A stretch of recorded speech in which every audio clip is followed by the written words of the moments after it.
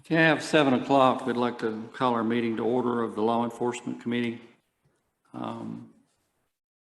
Those that are on the committee coming into the new year, Commissioner Atwood, Commissioner Baker, Commissioner Burton, Commissioner Davis, Commissioner Jones, Commissioner Walsh, Commissioner Whitaker, myself, Mayor Chambers, Sheriff Ray Russell, and Chief Deputy Waylon Cothran.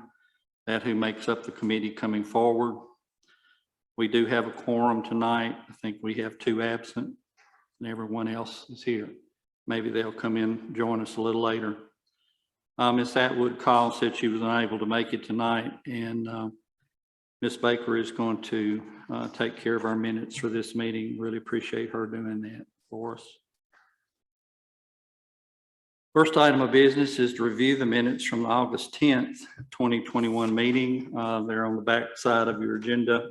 Are there any additions, corrections, deletions to the minutes?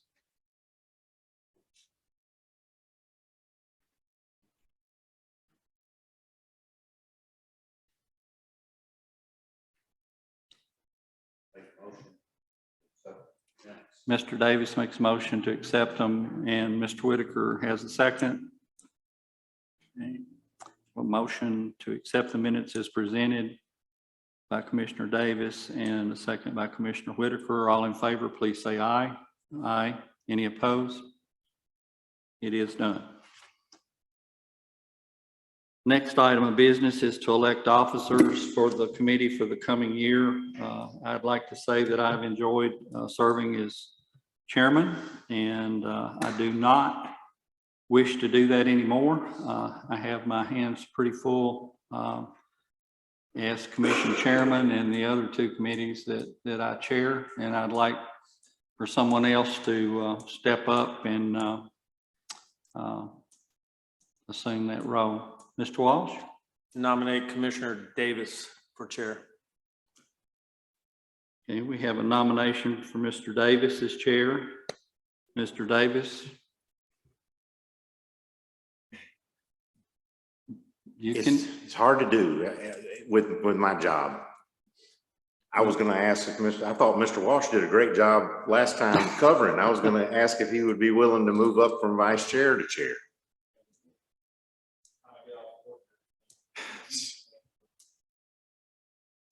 We do have a motion to elect Mr. Davis chairman. Did you decline, or are you going to accept that nomination? I will accept if there's no other nominations. Doesn't work that way. I'll second that nomination. Okay.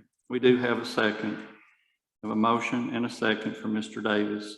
Motion by Mr. Walsh and a second by Commissioner Burton. Are there any other nominations? Are there any other nominations? Any other nominations? Hearing no other nominations, nominations will cease with 1 nominee. All in favor of Mr. Davis, please say aye. Aye. Any opposed? Congratulations. Do you want me to turn this over to you tonight, or do you want me to continue with tonight? Okay. No, please continue with tonight, and then you can perform training. I mean, we do it both ways, so it's just whatever your choice would be. Open the floor for nominations for vice chair. Mr. Burton? I'd like to nominate Commissioner Walsh. I have a nomination of Commissioner Walsh by Commissioner Burton and a second by Commissioner Whitaker. Any other nominations? Any other nominations? Are there any other nominations? Hearing none, nominations are closed. All in favor of Mr. Walsh for vice chair, please say aye. Aye. Any opposed? Mr. Walsh will be our vice chair.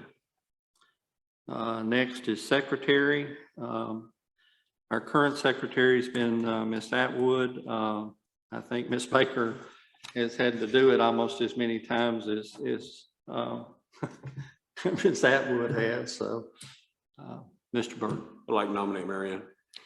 We have a nomination, Ms. Baker for secretary. Mr. Walsh has a second. You have a motion and a second for Ms. Baker. Are you okay with that? Okay, thank you. Any other nominations? Any other nominations? Are there any other nominations? Seeing none, hearing none. Nominations are closed. All in favor of Ms. Baker, please say aye. Aye. Any opposed? Congratulations. Thank you, Ms. Baker. Appreciate it. Okay, that takes care of that. Next, we'll get into our discussion items. We've got several things tonight that the mayor just wanted to, I think, basically present to us, and then a few other things that we're going to need to take a little action on. So, Mayor, I want to just go ahead and turn the discussion items over to you. That's okay. At a previous meeting of the Law Enforcement Committee, they appointed kind of a subcommittee to look over changes to Title 11. We did have a meeting in that committee on September 8th. It was mainly myself and Mr. Beller. We kind of went through these, and I did share the changes or proposed changes with the other committee members. As we go through this, I want to take right off the bat where it says fortune telling, it should be Chapter 2. It says reserve next to it. That is an error. That should say reserve next to Chapter 3, not Chapter 2.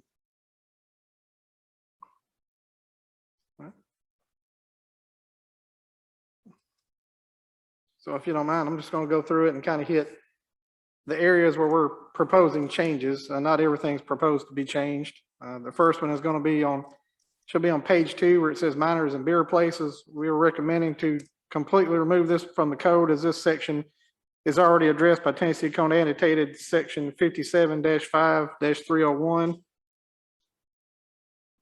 And so it's already superseded by state law, and it addresses pretty much everything in this section. So we just recommend removing that, and then we just go under state law versus this ordinance. Is there any questions, or you just want me to kind of go on if there's no questions? Or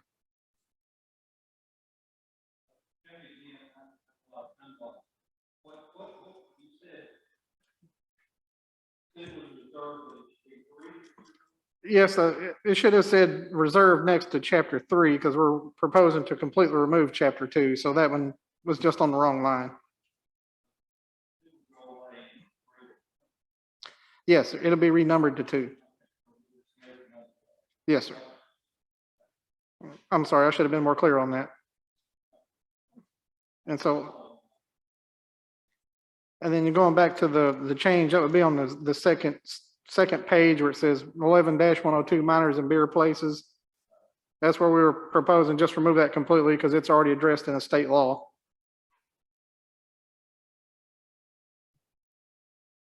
And most of these changes out here are because they're superseded by state law already. So, and if you go to page 3, that is the fortune telling. We're just proposing to remove that completely and delete Chapter 2. So every chapter below this would move up in numbering. So Chapter 3 become number 2, and then so on.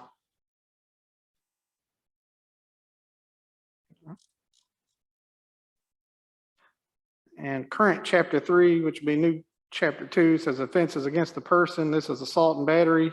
Again, this is already in Tennessee Code. It's 39-13-101, should cover everything that's inside this. So we didn't see a need to keep this as a local ordinance if it's already addressed in state law.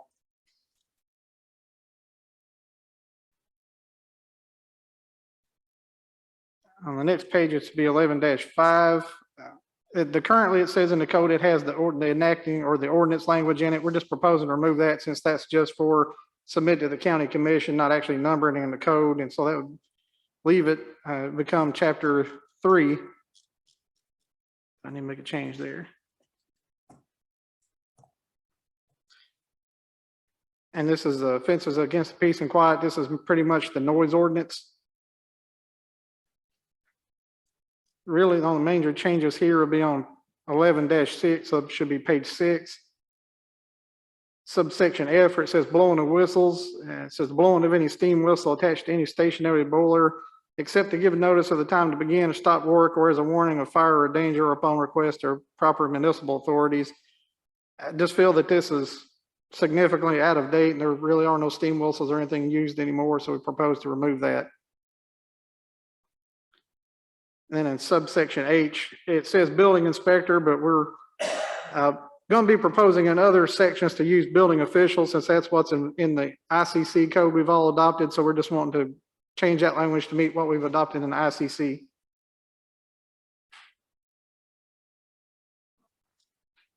And that's pretty much it for that chapter. Is there any recommended changes? So next one should be chapter 5. It's on page 11-8. Yes, sir. That was a thing it did, and I can't undo it. It should have been, if you do undo F, everything else below that's going to change the number, and I couldn't get it to act properly. I'm not good enough for this system. It's being left in. It's just when you do it, to do this red line thing, you put it on review, and any changes you make stay. It'll just red line it, and so I couldn't get it to go away, so it stayed. But other than that, they're going to renumber, but we're not proposing to do away with it. It was just a formatting thing that I'm not good enough to undo. So like I said, the next change should be on page 11-8. Should be chapter 5. Should be section 11-501. Covers escape from custody or confinement. Again, this is already addressed in Tennessee Code. It's 39-16-605, called escape. And then under 502, it still had language in there from the town of Hartsville referred to police. We're just proposing to change that to law enforcement officer. And instead of municipality, put the county. So it's just adjust it to being municipal government versus town of Hartsville. And then one to just put gender neutral language towards the end of it, and where it said he is, just to strike that out and say they are. Again, and 11-504, again, that's just to change it. It referred to city. We're proposing to scratch it out and insert county, since we're now usually go by county. And again, you can see right there in the second to last line of that subsection, it said his municipal. We just proposing to scratch it out and put official duties, and that should address that change. Okay, next one is in chapter 6. Should say firearms, weapons, and missiles. And 11-601, it's still referred to municipality. Since it was municipality, we're proposing to leave it to urban services district. So that would apply only in what was the former town of Hartsville, not all of the county. So that's what we propose there. Now I will ask if anyone, do you think that's something that should be limited to the urban services district? It's pretty much that you can't discharge an air gun, air pistol, owl rifle, BB gun, or a slingshot capable of discharging a metal bullet or pellet, whether propelled by spring, compressed air, expanded gas, explosive, or other force-producing means or method. Usually you see those prohibitions in towns, but not so much in counties. And so we just restricted it to the urban services district to keep in consistent with that, what you usually see. And that's what was, as far as I know, was in place before we went metropolitan. So we just kept it to urban services district.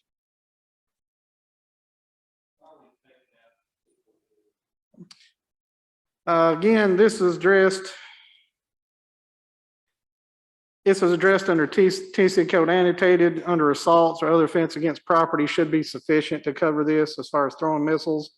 If you hit somebody with it, that's going to be an assault, something already, or it could be aggravated assault, depending if you do, cut them or anything like that. And then if you're throwing it at property, that could be already addressed as an offense on property under this Tennessee Code annotated.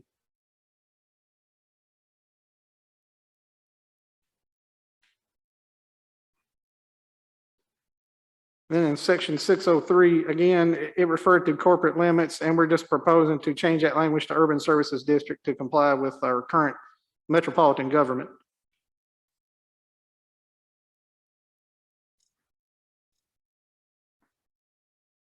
Under chapter 7, we did have a discussion as far as trespassing. We didn't decide to take any action on this. There is a trespassing statute for under state law. It's Tennessee Code annotated 39-14-405. And I seem to remember there being discussion on this, possibly giving a little bit more coverage, and I'm going to refer to Mr. Beller on this because I'll apologize. I don't remember exactly what the discussion was, and I don't have it noted right here. What that does effectively, we've had situations in time past where we've had folks that have come on to county property and things of that nature, doing things. And I thought it might give us a little bit of leverage if in the event that it may not have risen to something in the neighborhood of a criminal action, but maybe a civil action, that I could go before Judge Linville in order to get any type of order of relief. So that was on me, that I'd recommend we leave that in there. And one particular instance I'm thinking of, an individual here on county property dealing with a gazebo, that we were able to utilize some of those things in order to curtail those activities.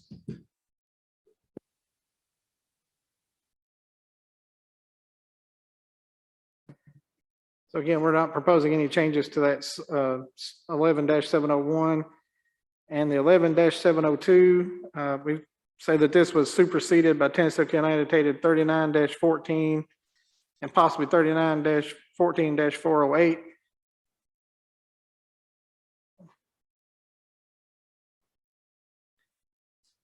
And no changes to the interference with traffic. And the next chapter, I don't know why the chapter number is missing. I'll be honest with you, I had some issues with the review function of Word on this one, so there were some weird formatting issues like the previous section K that was scratched out, but I couldn't get it to undo, and I don't know why it's missing the chapter number, but obviously we would code that correctly to what the proper chapter is. This is pretty much just miscellaneous provisions that don't really fit under anything else. Really, the big change here is we have a subsection 11-804 that covers curfew for minors, and it's between 11 p.m. and 5 a.m. And we're just proposing to insert some language there. There was to say, except when going directly to or from a lawful activity or upon a legitimate errand for or accompanied by a parent, guardian, or other adult person having lawful custody of such minor. The only thing we inserted there is except when, because that was not in the current version, and we thought that provided a little bit better understanding of how that applied. And we're proposing to insert a new subsection 11-805 that has a list of exceptions in there, and a lot of these are kind of listing. I think they're under, I wanted to say they're under Tennessee code, but I'm not exactly sure. I do know these are pretty common among other municipalities across the state as far as exceptions to that curfew for minors. We go through some of them are if they're accompanied by a parent, accompanied by adult, authorized by a parent of such minor to take said parent's place, and accompanying the minor to a designated period for a certain time and proposed specified area. If they're pretty much going back and forth from work, it gives them a 45-minute leeway period between going back and forth between their home and place of employment. If they're on the property of or on the sidewalk direct adjacent to the place where they reside, or they're adjacent to there, if the owner of the adjacent property does not communicate an objection to the minor being there and to the law enforcement officer. If they're returning home for a direct route and within 45 minutes of the end of a school activity or activity of religious or other voluntary association, or they're coming from a public entertainment such as movie, a play, or sporting event. However, that will not apply beyond 1:30 a.m. If the event's in a commercial nature, at which it will or does end, the sporting organization is supposed to register with the Sheriff's Department at least 48 hours in advance, informing the Sheriff's Department of the time of such event is scheduled to begin, the place at which it should be held, and the approximate time at which it shall end, and the name of sponsoring organization. In a case of reasonable necessity, but only after such minor's parent has communicated to Sheriff's Department personnel the facts establishing such reasonable necessity relating to specified streets at a designated time or for prescribed purpose, including place of origin and destination. And there should be a copy of the communication or the law enforcement record or an appropriate notation of the time it was received and name and address of such parent and minor shall constitute evidence of qualification under this exception. If they're exercising a First Amendment right protected by the United States Constitution, such as the free exercise of religion, freedom of speech, or right of assembly, or they're involved in an emergency, or they're married or had been married or had disability of a minority removed in accordance with Tennessee law. So each of the foregoing exemptions, and there's several limitations such as provision and notification are severable.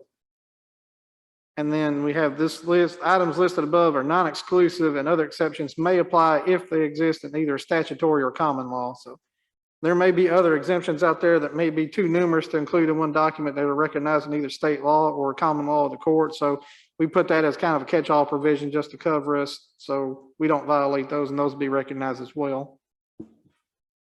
Mayor, Yes, sir. in reference to number 7, I understand it. So we're not going to be enforcing curfew if somebody or a group of people are out there carrying signs under protest at 3 o'clock in the morning.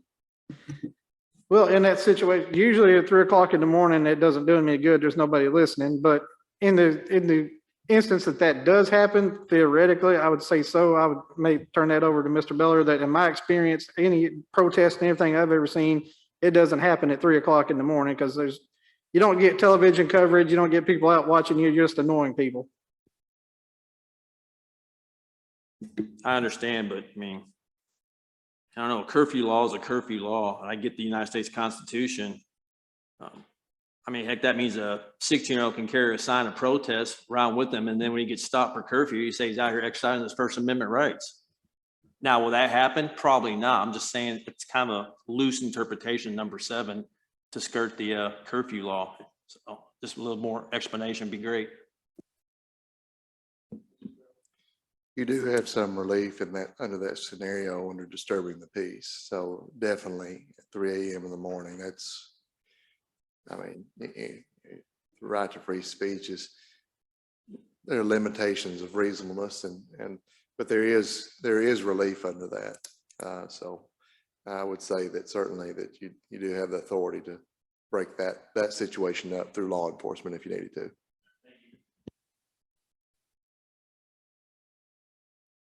What about things such as labor disputes and picket lines that sometimes go all night? Is that addressed in here in any way? It doesn't specifically address picket line, though I'm guessing that probably may go more towards that item number 7.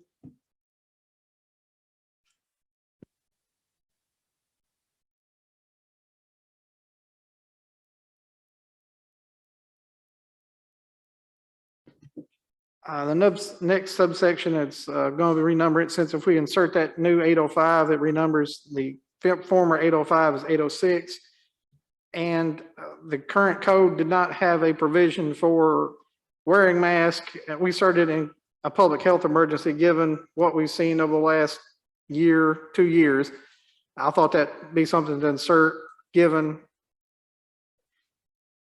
the pandemic and possible mandates and not mandates and all this stuff. Just inserting that in there, I thought provided a little bit more clarity for that. And then also, we were proposing to remove subsection 5. This required a person to have a special permit issued by the town clerk to wear a traditional holiday costume. And speaking with our current court clerk, she asked that that be removed. There's never had anybody request to do that. And usually traditional holiday costumes are reserved just to that holiday. So it's never been an issue. So she asked if we could remove that. Mayor, on 806 again, how does that cover the bank when they say, please remove your mask when you come in the front door? Well, then I would say if you're going into a private place of business, you're not out in the public anymore. You're crossing into a private place of business. And if they put, no shirts, no shoes, no service, I'd say then you fall under them and you're not actually wearing it out in the public anymore. Do we need to define public health emergency, or who declares that as declared by the mayor, the governor, the president, God? Does it need to be? I'd say current Tennessee law sets out who can declare states of emergencies, and for the most part, it's the governor. There are certain limited examples or situations where the county mayor can do so, and I did at the beginning of the pandemic But even at that point, I'm limited under statute as to what I can do. So, and it pretty much covers what can be a public health emergency.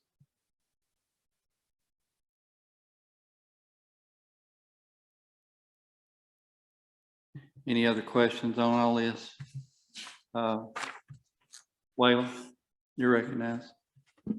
Mr. Chairman, I have one comment. I'd ask the committee to really look at and consider the, on page 9, 11-602, throwing of missiles.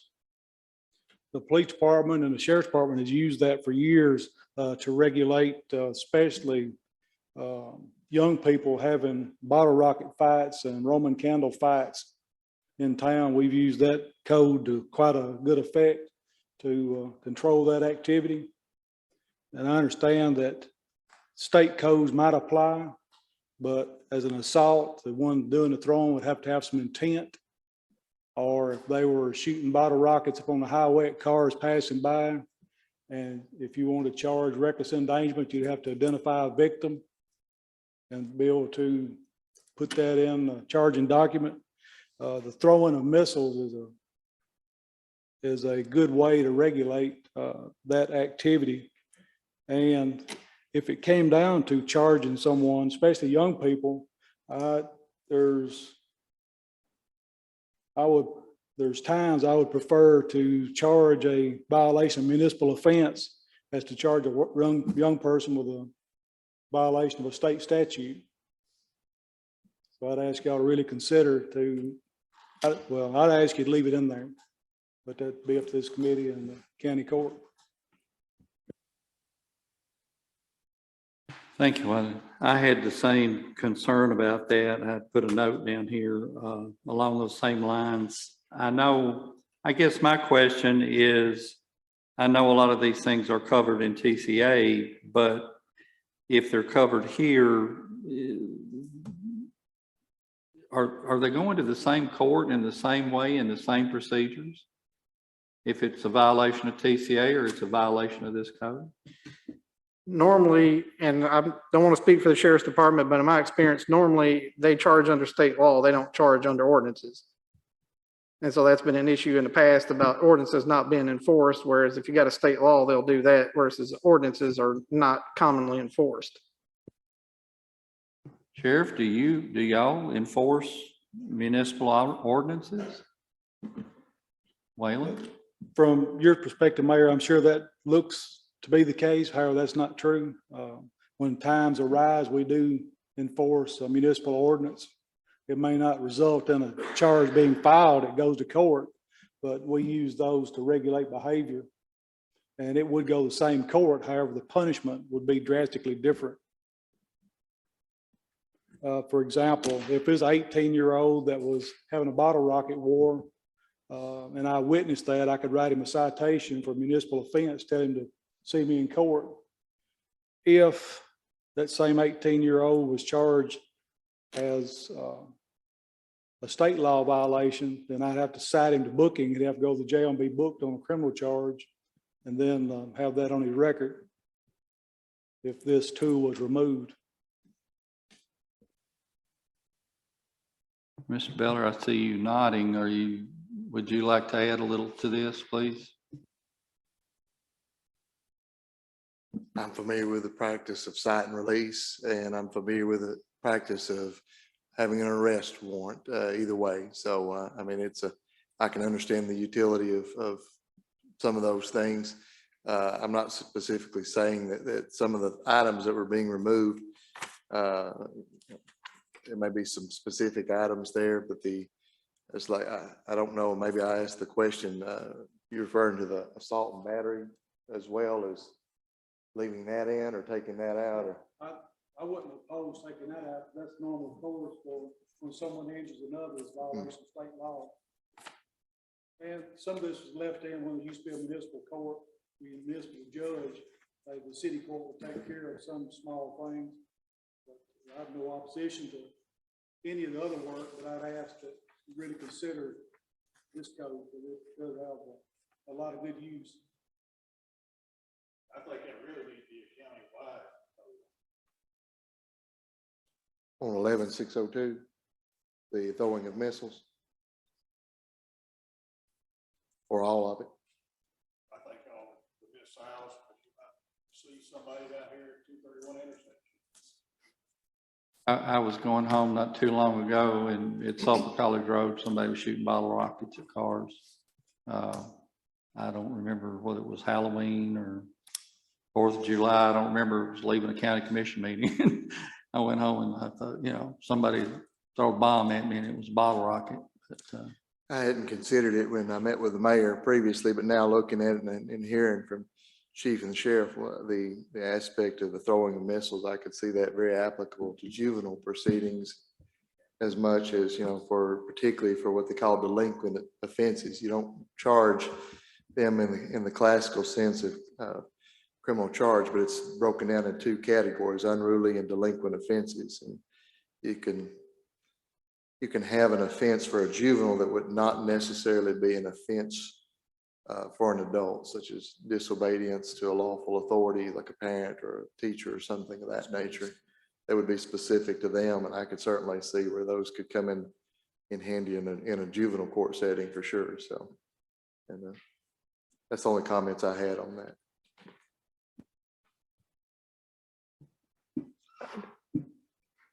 I only got one question, maybe Mr. Bell can answer this. Since we Metro and the charter specifically says that the law applies throughout the entirety of the jurisdiction, I would think that the throwing missiles already does apply throughout the entire county, just where we specifically said it only applies inside the urban services. That'd be the only limitation. And it's specifically set out in some of these ordinances. Everything else would apply throughout the entirety.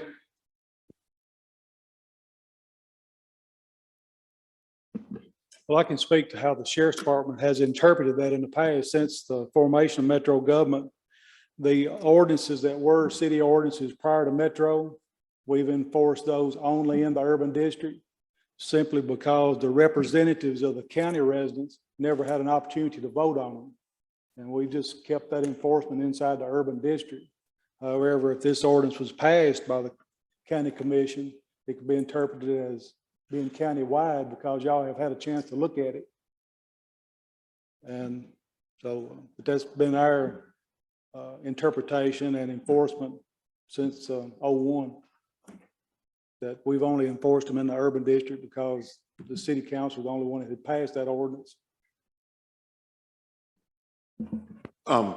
Just quick question on that, but the ones that's listed, like the air rifles is listed where it says urban service districts. So that would be just for that. But the missiles doesn't say that. So that would be countywide. Yeah, that's my interpretation. And just like, for example, under the noise ordinance section, it specifically has language in there that says this applies throughout the entirety of the Hartsville-Charleston County jurisdiction. So I would say that unless it is specifically limited to the urban services, it applies throughout the entirety of Hartsville-Charleston County.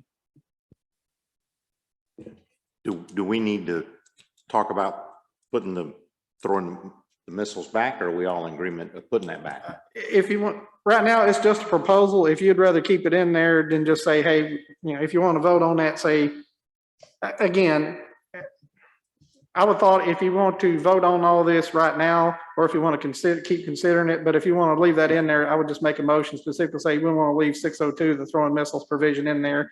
And then if you want to consider it all after that. Okay. So I'd make a motion that we leave it in there. Second. have a motion and a second to leave the throwing of missiles in the code. Any change to the wording or as it exists? Be my only question. Okay, everybody seems okay with what it is. All in favor, say aye. Aye. Any opposed? We'll leave that one in there. I did have one question, if we don't mind indulging me just a moment. Back on where we're talking about trespassing in chapter 7, which 11-701, I guess it is. A big issue that a lot of places are dealing with, and I'm sure there's going to be a time that we deal with it, is trespassing with drones or the use of drones as far as filming people and things of that nature. just asking a question, is that something that we need to address in this somewhere, somehow? Mr. Ballard? Sheriff and I, we just talking, we had that conversation yesterday about a case out of Kentucky where a very similar situation had happened. I mean, now would be the time to do it if you're going to consider it. I'm sure we can find some language that we could insert that would certainly, we'd probably have to be fairly careful about draftsmanship on that, but we could consider it and come back. Would the trespassing probably be where it would need to be, or would it need to be in its own? I would classification? specifically refer to it as involving drones, if it were my thought process. It would do what now? I would specifically make it referencing the drones, make it a separate, and the reason for that, simply put, is because when you have it under a specific category of its own, in my mind, there's a greater degree of notice to the public or the person that's perusing the municipal ordinance about what they can and can't do when they see that under its own category. You may not readily see that under a trespassing or some other. That's the only reason for that. Well, I think that's something that, like I say, is becoming a problem in other areas and more prevalent, and we're certainly not going to be exempt from it. I'd like to see us, while we're on this, try to add this to that if we could. Mayor, is that something you think you can?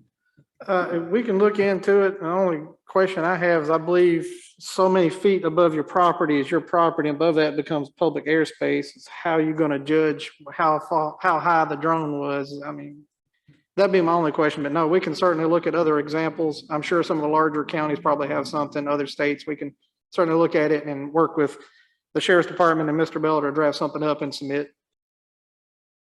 Thank you. Committee members, are there any other areas like that while we went over this, that you've had thoughts that maybe needed to be looked at or added to? Waylon, did you have anything else that you think needs to be put into it? I know you deal with it as much as anybody in the room.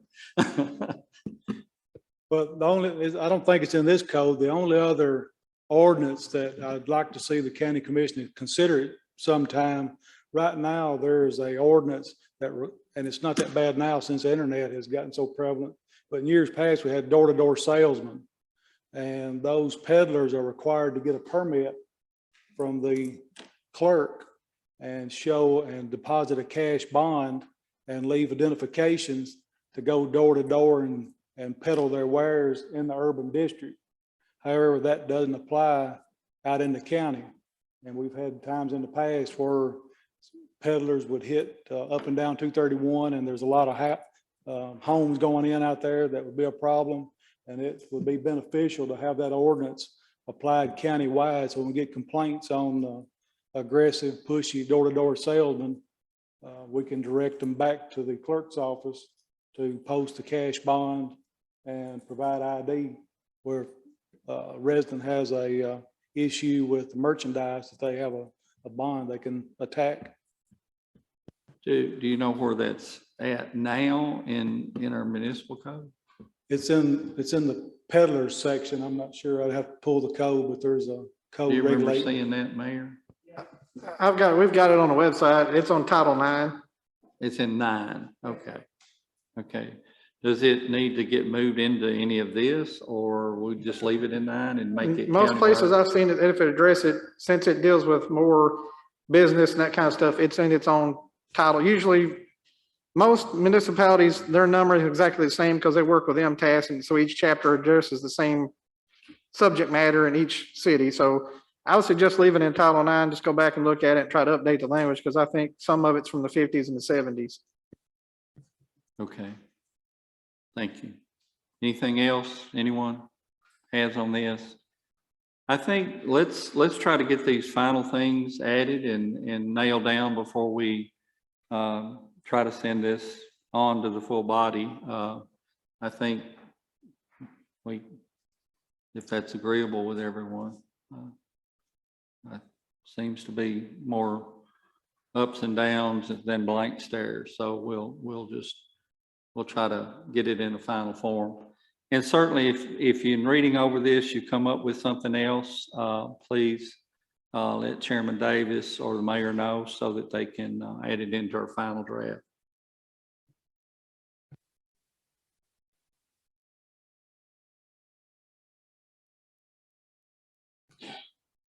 Okay, Mayor, you want to tackle 10? I just got one more question, and this might Okay. be something better addressed with the sheriff and the county attorney. Are we wanting to limit this to residential property or also residential and commercial? The drone, I'm sorry, the drones.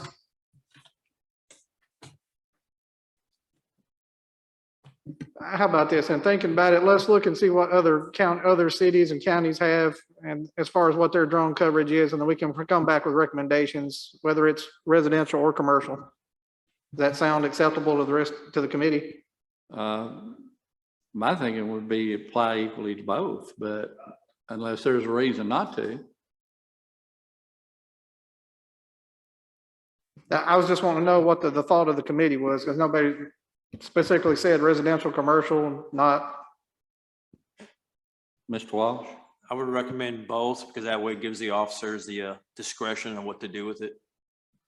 If it's there, that they at least have some teeth to do if they need to act, but it also gives them discretion not to act also on a misdemeanor. Well, and we also get into how do you readily identify what's commercial and what's residential? We have residential sitting in commercial property. We have commercial property sitting in residential zones currently. So I could see where that could cause some issues. Possibly. That's one reason I was saying that just apply it universally.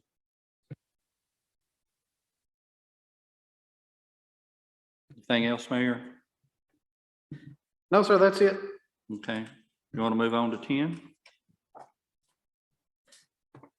Yes, when the county passed the ordinance creating the current makeup of the animal shelter, it repealed prior Title 10. And the new Title 10 included the policy for the animal shelter, and it has a specific provision in there. Give me just a moment, I'll read it. It says vicious dogs would not be accepted at the shelter. Vicious animals are to be reported to the sheriff's department. Yet under our current code and anything else, we don't really have anything that determines what the sheriff's department is supposed to do with the vicious animals. And that's been kind of an issue here recently. Right now, I'm just wanting to bring this to the committee's attention. We do have our new animal shelter director started today. And I've already told her about, I want to work towards seeing what we can do on this item. And I've already told her that we work with the sheriff's department. I think I sent Chief Cawthorn an email earlier today, kind of giving him her contact information. So I want to work towards that. We don't have a proposal right now. I just want to let the committee know that this has been an issue and that we're going to try to work together to bring something to the committee soon. We're first going to take that to the animal shelter board and kind of iron it out there with the sheriff's department and county attorney. And then I think it'd probably need to come to law enforcement. But again, that's just my initial thought. I just want to let the committee know about it.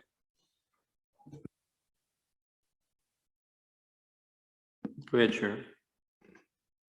Yeah, I talked with a new animal director today, and we had this same discussion. And I told her, we ran the sheriff's department, we ran the animal shelter for 18 years, and we quit in 2018. And in the past, sometimes we'll get court orders to hold dogs. The judges will give court orders. They might attack a child or somebody, we have to hold that dog for a few days. And we've got to have a place to carry these animals too. But we're not equipped, the sheriff's department's not equipped to go out and catch dogs. And nowhere to put them but our shelter we have.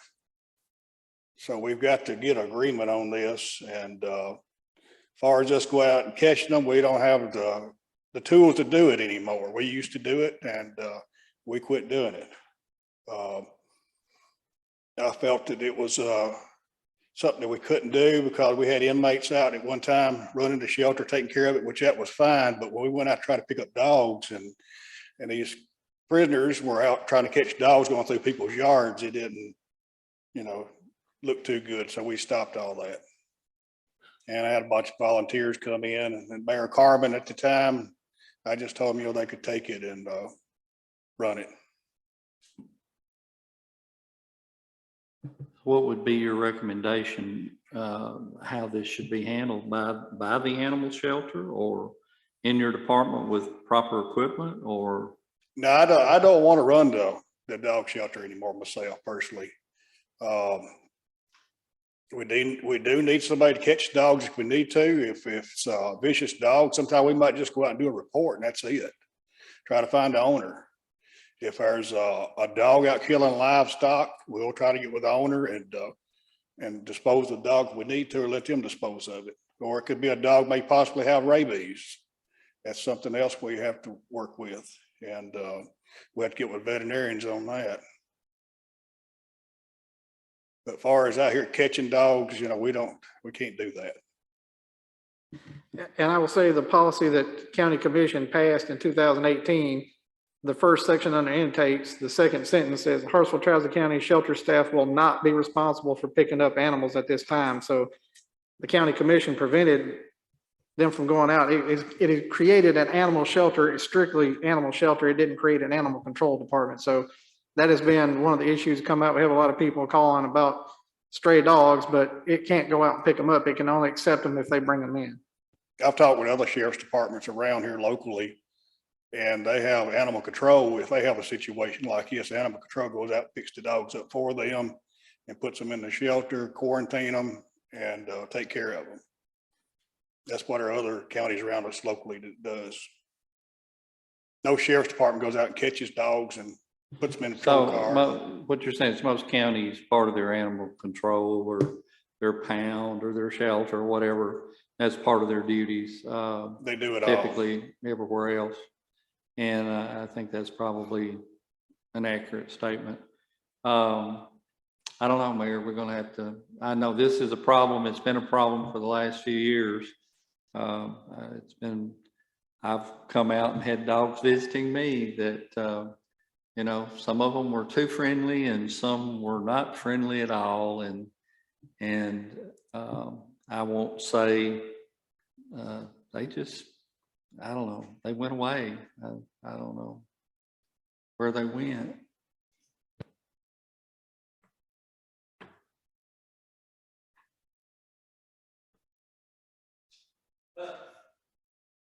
I guess we just need to look at it and see what we can come up with. Yeah, that was my proposal. We're going to work to try to see what we can come up with, going through the animal board and the new animal director, working with the sheriff's department and the county attorney.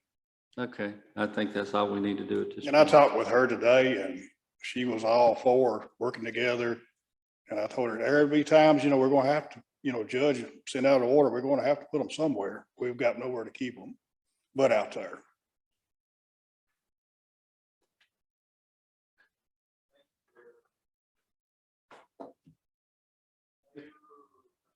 Mr. Chairman. RFQ on Justice Center?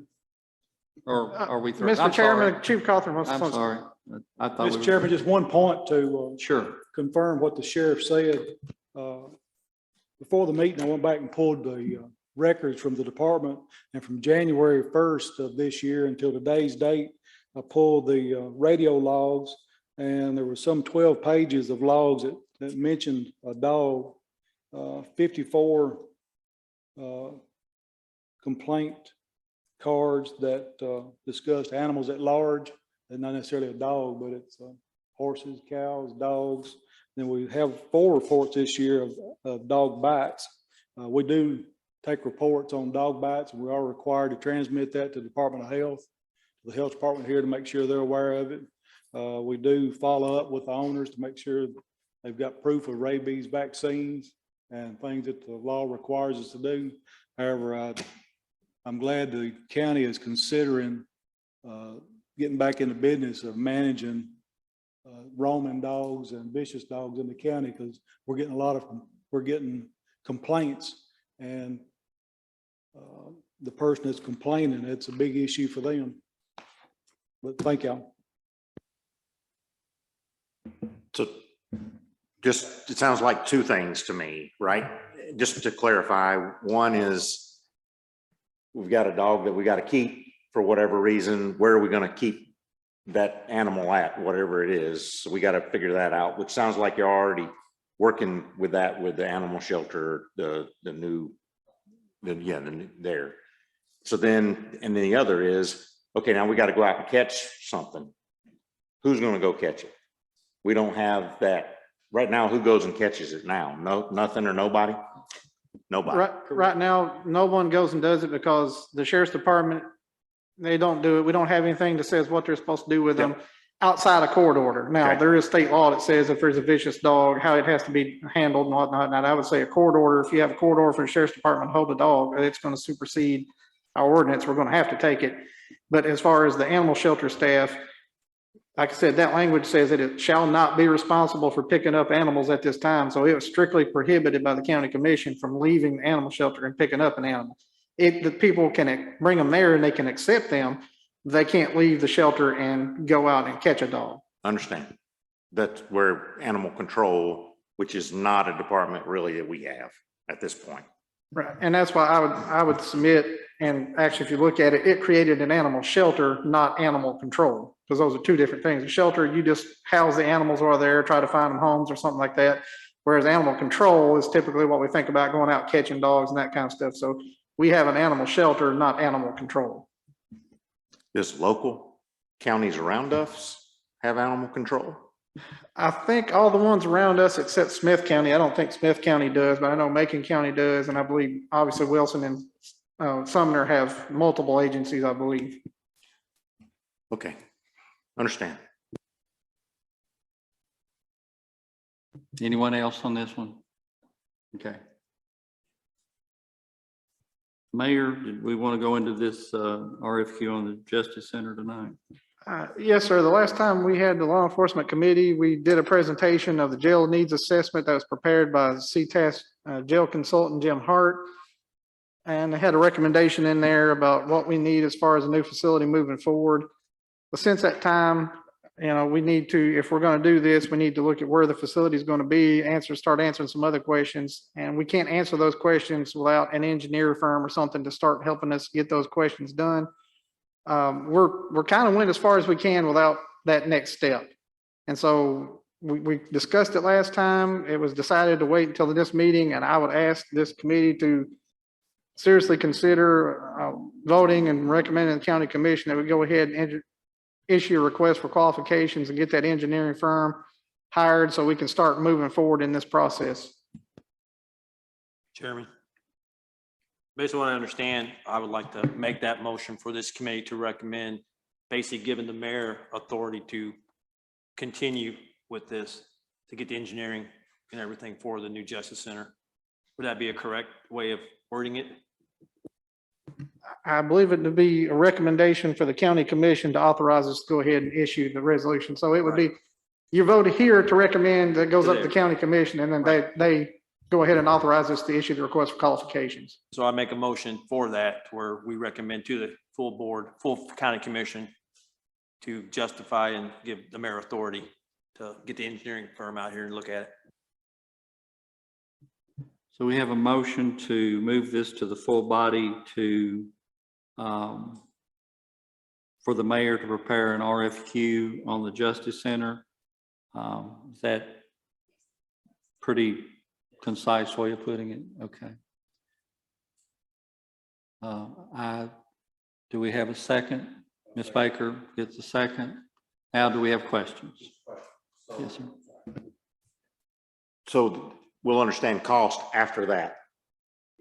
Okay, Usually for requests for qualifications, and I think it's actually state law when you're doing engineering and architectural services, you cannot ask for a price up front. It has to be based strictly on qualifications.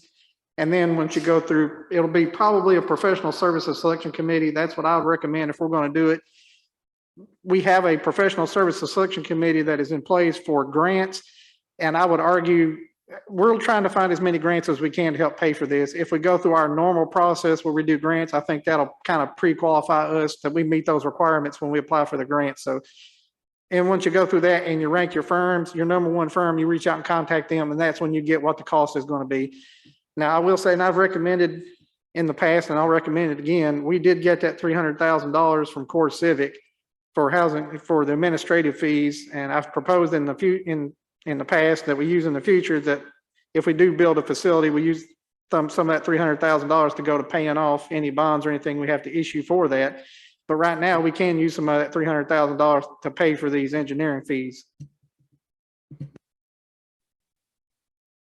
So all we're doing at this point is asking for engineering firms to give us their qualifications that are interested in being involved in the project. And then we would look at all that responded and make a selection. And then they would be giving us cost estimates and possible architectural drawings and things of that nature. That. Yes, sir. Once we get that top firm chosen, we would reach out to them to try to agree to some kind of what the fees or everything going to be. If for some reason we can't agree on the amount we think is appropriate, then you go to your second firm. So you just go down the list until you get one that you think will meet your qualifications and will do it within a reasonable fee. In the past, that hasn't really been an issue. Most of them are pretty reasonable, and you pretty much your charges are pretty consistent among each engineering firm. So that's right now, but as you said, it is just to issue that RFQ. Right now, there is no consideration of the cost because you can't consider that until you get a firm chosen. We have a motion and a second on the floor. You ready for the vote? All in favor, please say aye. Aye. Any opposed? Okay. Does carry.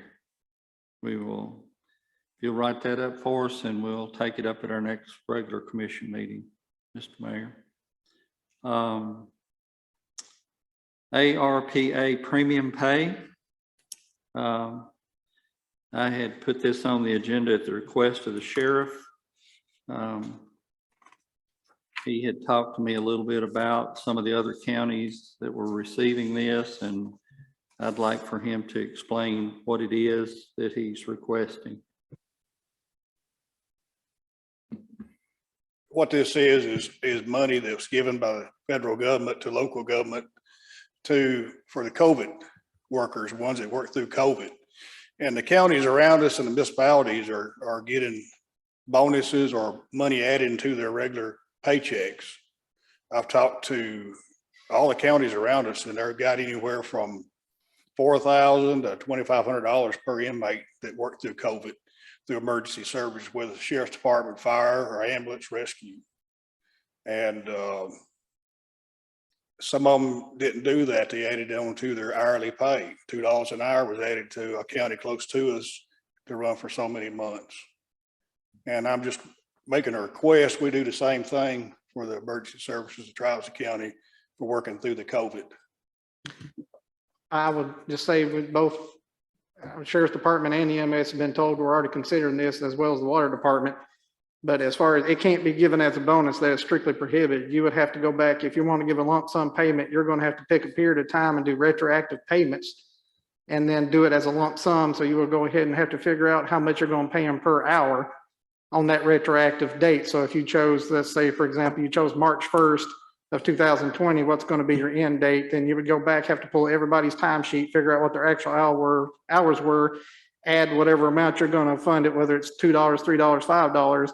And you also got to include in your benefit amounts because you still got to pay Medicare, Social Security, and everything on top of that, and then come out with it. But there is a lot of strings and qualifications and everything you have to have on that. And as far as what some of the other counties have done, I would submit some of them have done it wrong, and they may have to pay them back. And when you get into this, one of the things I have talked to the Greater Nashville Regional Council, because even Sumner County and Wilson County have said this thing is so complicated as far as delegating it and running it, they can't do it. So we're all looking for some kind of consultant or something to come on, and our development district, Greater Nashville Regional Council, is currently assessing their abilities to do that. And they think shortly they're going to send out a proposal to some of the smaller counties to come in and help us do that. But this is one of the first things we're looking at to use those American Rescue Funds for is the premium payment. We just make sure when we do it, we're doing it correctly, so we don't get 8 years down the road and the Treasury comes back and tells us we got to pay them back. I said something to the auditors about it. We done a closeout today, and I said something to them about it, and they said that they didn't see anything wrong with it. So that's all the other counties were doing it. They knew of it, and they didn't see anything was wrong with doing it. So I'm just making a request.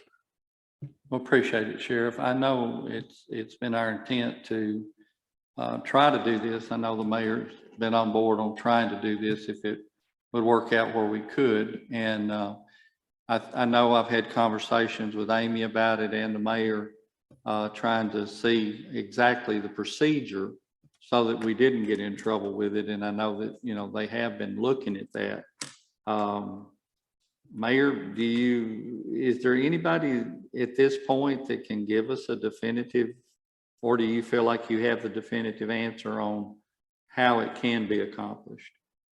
The state has a consultant you can send some questions to. However, as far as you need to, when you come up with this, you need to have kind of what your ideas are going to be spending this money. And that's what I'm hoping Greater Nashville Regional Council will soon let us know if they're going to be able to assist us in all this, because they can come in and help us create whatever the parameter is going to be, and have to make sure we have the proper process in place and get the proper documentation, so that when we do get audited by Treasury, which is probably going to be 8 years from what I'm hearing, that we have all our documentation, everything, and we've got the proper procedure in place to do that. And we're also going to have to determine, you can do it prospective pay, which means you're going to determine that you're going to pay anybody that is in critical infrastructure sectors and that are essential workers that meet all those definitions.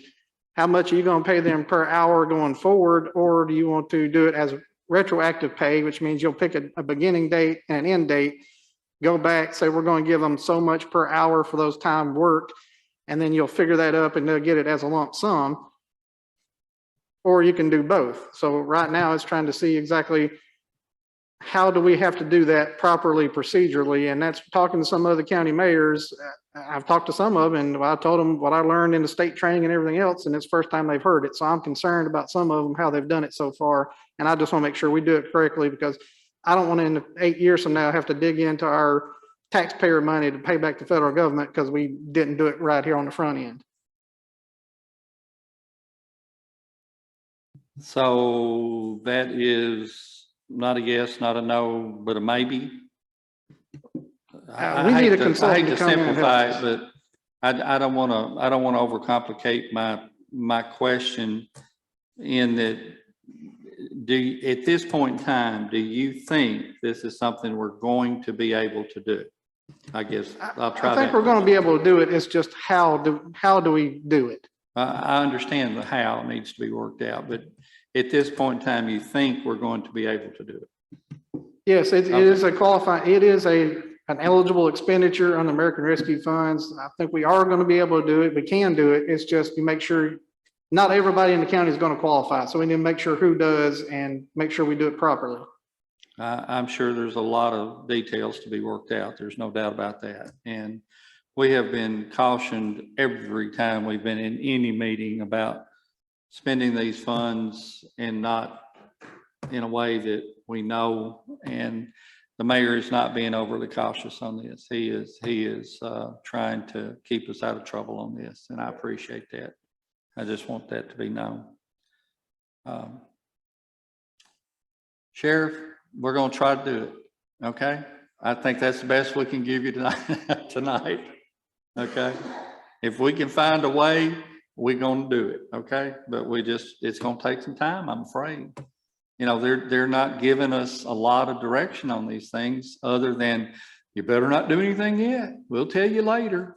We're going to have a meeting, and we go to a meeting, and the meeting is to tell us we can't tell you anything. You know, I mean, we've been through this so many times in the last year. I can't even believe how many times we've both been through that. So let's try to work toward it and see if we can make it happen. Is there anything else, Mayor, that you have?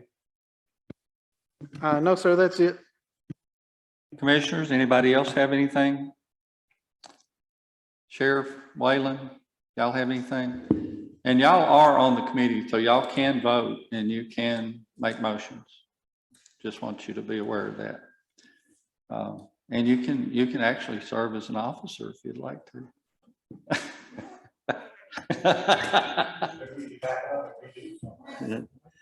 Public, Mr. Public, or one public?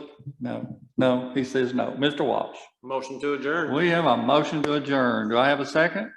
Mr. Davis says second. The sheriff said second. I think he got it out first. So All in favor, get up and leave.